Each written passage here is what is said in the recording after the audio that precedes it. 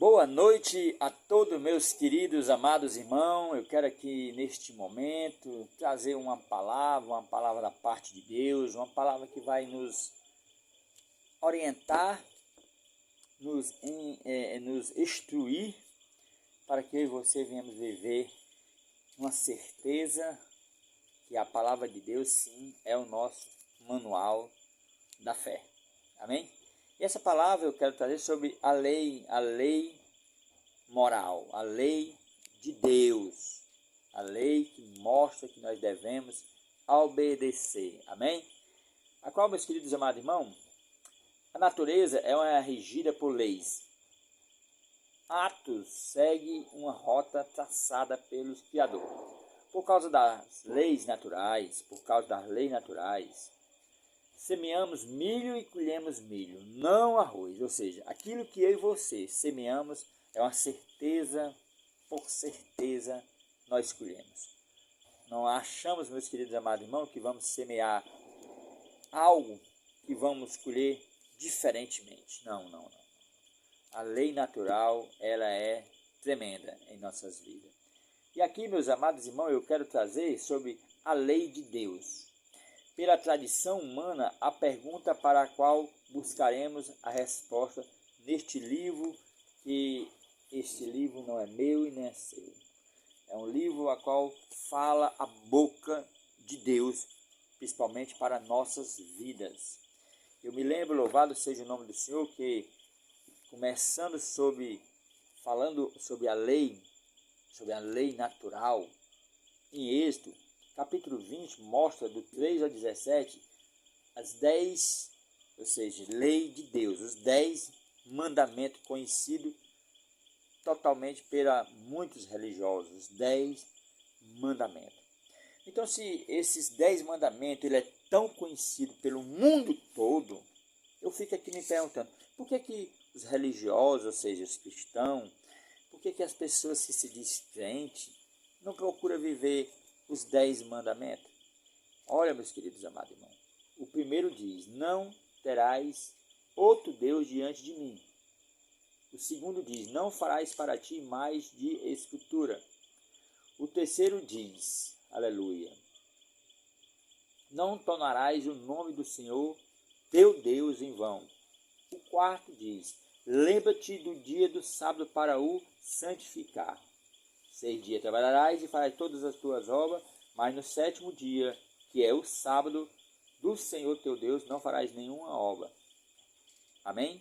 O quinto diz,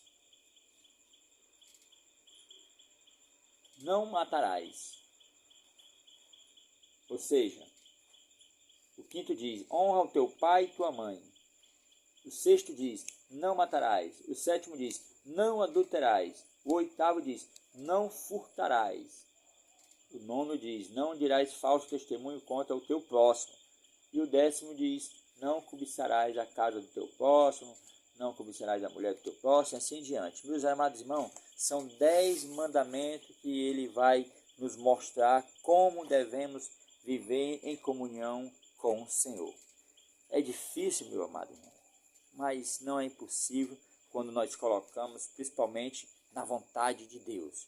Eu sempre gosto de falar, e aqui eu falo para muitas pessoas que vão me ouvir, de dizer que quando eu e você, com as nossas forças, ou seja, com nossos pensamentos, com as nossas virtudes, nós não conseguimos. Realmente, nós não conseguimos. Muitas vezes nós podemos parar de fazer algo que não agrade a Deus, mas tem situações que nós não conseguimos ainda vencer, principalmente a mandamentos que é muito pesado para os dias de hoje. Mas colocando Deus, meu amado irmão, em primeiro lugar, colocando Deus na virtude que Ele tem para nos ajudar, Ele vai nos ajudar e com certeza nós vamos superar a dificuldade dos 10 mandamentos e conseguir vencer todos, porque Deus é Deus e Ele sabe e conhece o meu e o seu coração.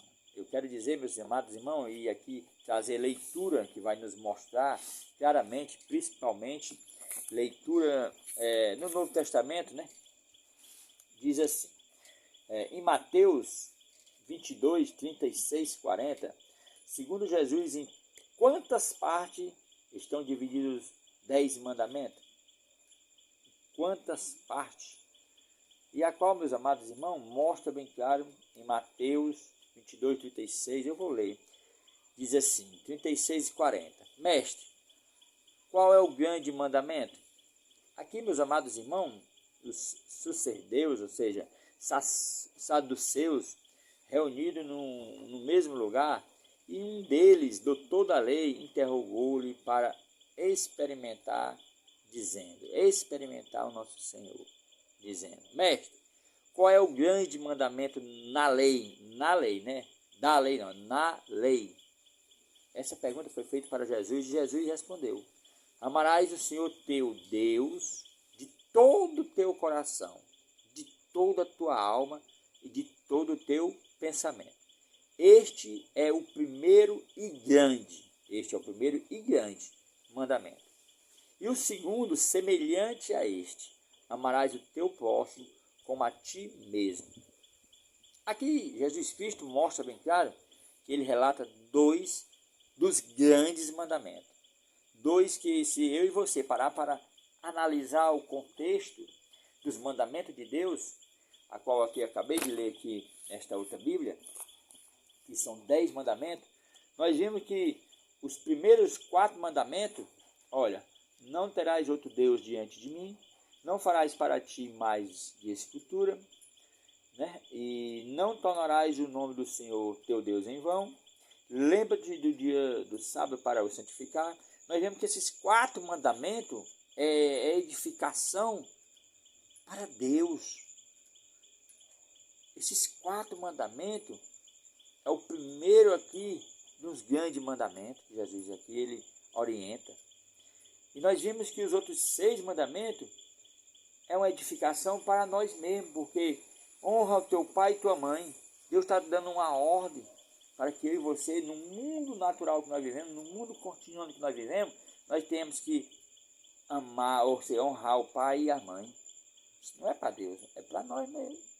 E ele vai dizer, não matarás, ou seja, não matarás, é para nós mesmos, não adulterás, não furtarás, ou não dirás falso testemunho, não cobiçarás. Então, 4 mandamentos nós vimos claramente que é uma ordenança que eu e você temos para Deus. Não que os outros 6 sejam a mesma ordenança, mas você vê que claramente os outros 6 é mais para nós ter uma comunhão com a todos nessa terra. Então Jesus Cristo aqui claramente ele vai nos orientar e mostrando o segundo semelhante a este, amarás o teu próximo quanto a ti mesmo. Aí o versículo 40 diz assim, ó, destes 2 mandamentos depende, infelizmente pastores, líderes, né, que diz que não depende, não, depende toda a lei e os profetas. Ou seja, Jesus aqui não está abolindo os 8 mandamentos. Jesus está declarando os 2 grandes, que se tornam em 10, se parar para analisar, na leitura que eu fiz agora, se tornam nos 10 mandamentos. Os 2 grandes. Quem ama Deus sobre todas as coisas, consegue fazer os 4. Quem ama o seu próximo, consegue fazer os 6. Entendeu? E aqui, meus amados irmãos, nós trazendo uma leitura para que nós entendamos mais, qual foi a atitude de Jesus em relação à validade dos mandamentos? Veja que em Mateus, capítulo 5, deixa eu voltar aqui um pouquinho, diz assim, 17 e 18, e em diante, não cuideis que vim destruir a lei, ou os profetas, não vim abolir, mas cumprir.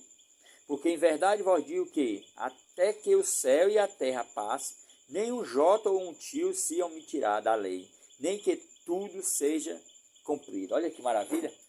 Olha que maravilha, a qual muitos, meus amados irmãos, não querem cumprir os mandamentos de Deus. Ou seja, quer cumprir 5, não cumprir 5. Quer cumprir 9, não cumprir 1. Quer cumprir 1, não cumprir 9. Que é isso, irmão? Porque em verdade vos digo que até que o céu e a terra passem, nem um jota ou um tio se omitirá da lei, nem que tudo seja cumprido. Tudo, meu amado irmão, que está escrito na lei de Deus, que eu e você venham perseverar e lutar e seu vencedor.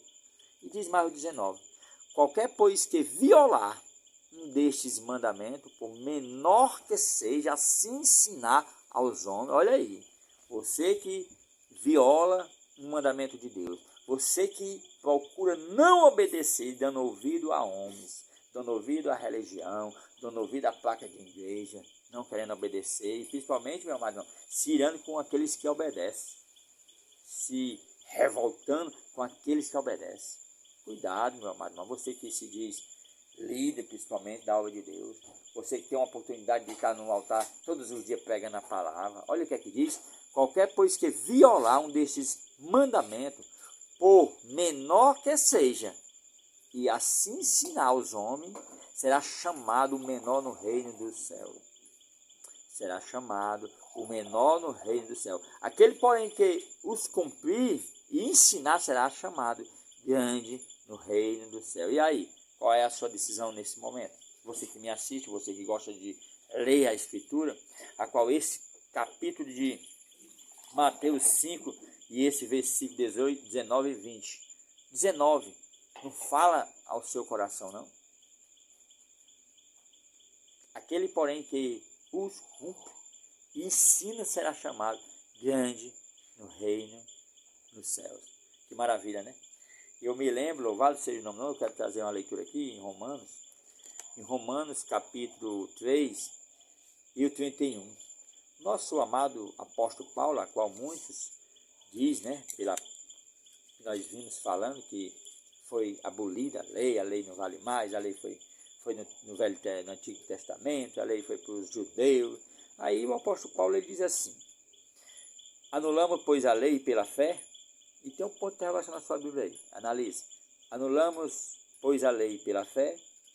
De maneira nenhuma, antes estabelecemos a lei. Olha o que o apóstolo Paulo fala: antes estabelecemos a lei. Eu me lembro, louvado seja o nome do Senhor, que aqui também em Romanos, se eu não me engano, eu vou passar aqui, é o versículo, é o 7, louvado seja o nome do Senhor, o 12 diz assim, Romanos 7, 12. Assim o apóstolo Paulo ele também fala aqui: assim a lei é santa e o mandamento santo, justo e bom. E aí, você que não gosta de cumprir a lei de Deus, faça uma análise hoje à noite. Você quer ser mais do que o apóstolo Paulo nas Escrituras, a qual aqui o apóstolo Paulo ele diz que é santo o mandamento de Deus, santo, justo e bom a lei de Deus. Meus queridos amados irmãos, eu me lembro que também eu quero fazer uma leitura em Apocalipse, para finalizar, 22, 18 e 19. Porque eu identifico a todo aquele que ouve as palavras da profecia deste livro, que se alguém lhe acrescentar alguma coisa, Deus fará vir sobre ele as pragas que estão escritas neste livro. Versículo 19 diz assim: e se alguém tirar qualquer palavra, meu irmão, qualquer palavra do livro desta profecia, Deus tirará a sua parte do livro da vida e da cidade santa e das coisas que estão escritas neste livro. Que maravilha, né? Não podemos, meu amado irmão, jamais anular a lei de Deus. Amém? Procure viver, meu amado, a lei do Senhor. Ela é santa, ela é boa, ela é agradável. E eu creio que você vai se sentir melhor. Por exemplo, nesse dia de hoje, Deus tem me concedido a estar ao lado da minha família, a estar descansando, lendo mais a palavra, louvando e engrandecendo o nome de Deus. Ou seja, não estando, meu amado irmão, enchendo minha mente com lixo deste mundo, não estando principalmente, louvado seja o nome do Senhor, me contaminando com tudo aquilo, meu amado irmão, que nós passamos 6 dias, principalmente trabalhando, levando um abuso muitas vezes de patrão, preocupação para lá, preocupação para cá. E Deus tira esse dia maravilhoso que é o sábado, para que você venha nos sobrecarregar. É interessante que quando o seu celular ele está quase já acabando a bateria, você se lembra logo rapidamente de carregar ele na energia, né?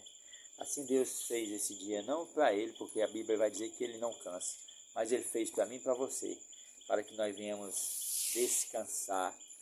Obedeça o Senhor.